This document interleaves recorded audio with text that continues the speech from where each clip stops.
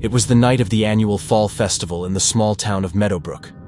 Every year, townsfolk gathered in the main square to enjoy games, rides, and various forms of entertainment. Among the performers was a clown named Jester, who was a new addition to the festival's lineup. His arrival was met with mixed feelings, as some found clowns delightful, while others found them unsettling. Jester was unlike any clown they had seen before. His face was painted in a ghastly white, with exaggerated features that seemed almost grotesque. His eyes, outlined in black, were a piercing shade of blue that seemed to follow you wherever you went. His smile, painted in blood red, stretched unnaturally wide, giving him an eerie, permanent grin. He wore a patchwork costume of bright colors, adorned with bells that jingled with his every movement. Despite his unsettling appearance, Jester quickly became the star of the festival. His tricks and antics drew large crowds, and his eerie laugh echoed through the square, sending chills down the spines of many. Children in particular seemed entranced by him, drawn to his bizarre performances. One of those children was a young girl named Lily.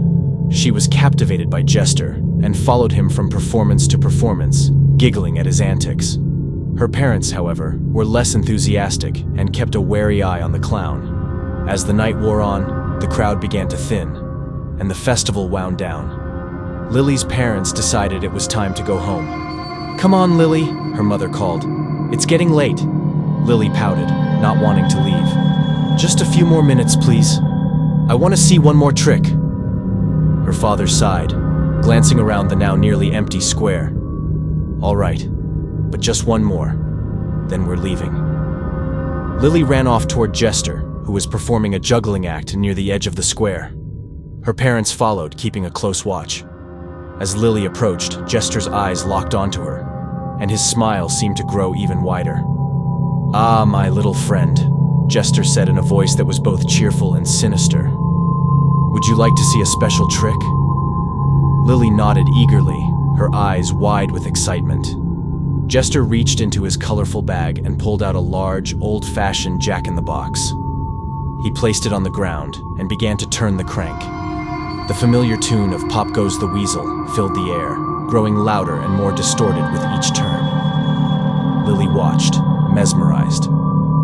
As the song neared its climax, Jester's eyes met Lily's, and for a moment, she felt a strange sense of dread. The final note played, and the lid of the jack-in-the-box flew open. But instead of a harmless puppet, a grotesque clown figure sprang out, its face twisted into a monstrous grin. Lily screamed and stumbled back, falling to the ground. Her parents rushed forward, pulling her away from Jester, who simply stood there, laughing maniacally. "All right, that's enough," Lily's father said, his voice trembling with anger. "We're leaving." As they walked away, Lily looked back at Jester, who was now watching them with an expression that seemed almost disappointed. The bells on his costume jingled softly as he waved goodbye, his eerie smile never faltering. That night, Lily had trouble sleeping. She tossed and turned, haunted by the image of the grotesque jack-in-the-box. When she finally drifted off, her dreams were filled with twisted clowns and sinister laughter. Around midnight, she awoke with a start. The room was dark, and the house was silent. She lay there, trying to shake off the lingering fear, when she heard a faint jingle. It sounded like bells. Her heart raced as she listened, the sound growing closer. She sat up in bed, her eyes darting around the room. In the dim light, she could just make out a figure standing in the corner. It was Jester. "Did you enjoy the show?" he whispered, his voice carrying a chilling edge. Lily tried to scream, but no sound came out. She watched in horror as Jester stepped closer, his painted face looming over her. "Don't be afraid, my little friend," he said, his voice now soft and almost soothing. "I have one more trick to show you." Lily's parents found her bed empty the next morning. The window was open, and a cold breeze blew into the room. On the pillow was a single red balloon, tied with a string that trailed out the window. Panicked, they searched the house and the surrounding area, but there was no sign of her. The police were called, and a search party was organized.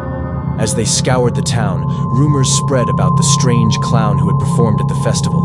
Some claimed to have seen him leaving town in the early hours of the morning, a sinister smile on his face. Days turned into weeks, and And still, there was no trace of Lily. Her parents were devastated, and the town was gripped by fear. The festival grounds were abandoned, and the once joyful event became a place of dread. Please like and subscribe our channel, and subscribe.